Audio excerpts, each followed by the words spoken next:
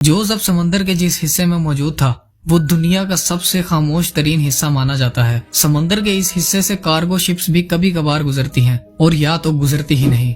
अब 6 महीने गुजर चुके थे। आखिरकार वो दिन आ गया जब जोस को एक कार्गो शिप समंदर से गुजरते हुए नजर आई। जोस पिछले 6 महीनों में ये पहली शिप को देख रहा था। शिप को देखकर जोस को अपनी जिंदगी की एक उम्मीद नजर आई। जोस ने शिप की तरफ जोर जोर से हाथ हिलाए और चिल्लाया, लेकिन शिप के क्रियो को उसकी ये छोटी सी बोट नजर नहीं आई और देखते ही देखते वो शिप भी उससे बहुत दूर चली गई और उसके जिंदा बचने की ये उम्मीद भी दम तोड़ गई।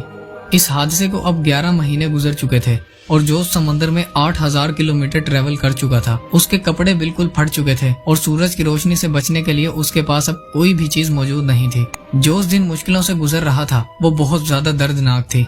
दिन गुजरते गए और आखिरकार वो दिन आ गया जब जोस की किस्मत ने उसका साथ देना शुरू किया। 30 जनवरी 2014 को यानी पूरे 14 महीनों बाद जोस ने अपने आसपास पानी में नारियल तैरते देखे। जोस ये बात समझ चुका था कि कोई आइलैंड करीब आ गया है और थोड़ी ही देर बाद वाकई उसे एक आइलैंड दिखाई देने लगा। इस डर से कि कहीं ये आइलैंड भी उससे मिस ना हो जाए, जोस ने पानी में छलांग लगाई और तैरकर आइलैंड तक पहुंच गया। 14 महीनों बाद जोस अब पहली बार जमीन पर कदम रख रहा था। आइलैंड पर पहुंचने के बाद जोस को वहां एक बीच हाउस नजर आया। जब वो वहां गया तो उसमें वहां का लोकल मौजूद था। पिछले 438 दिनों में जोस का अब पहली बार किसी दूसरे इंसान से राब्ता हुआ था। ये आइलैंड इबोन एटोल आइलैंड था जो जोस के स्टार्टिंग पॉइंट से 10,800 किलोमीटर दूर है। यानी जोस समंदर में 10,800 किलोमीटर ट्रेवल कर चुका था। वहां से जोस को वापस अपने घर भेजा गया, जहां पहुंचते ही एक और आफत उस पर टूट पड़ी। वापस आने के बाद जोस ने 438 डेज के नाम से एक बुक लिखी, जिसमें जोस ने लिखा था कि उसके साथी ने सुसाइड कर लिया था,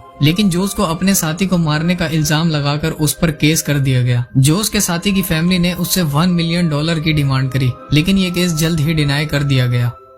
उम्मीद है आप इस वीडियो को लाइक और शेयर करेंगे और चैनल को भी जरूर सब्सक्राइब करेंगे। मिलते हैं अगली वीडियो में।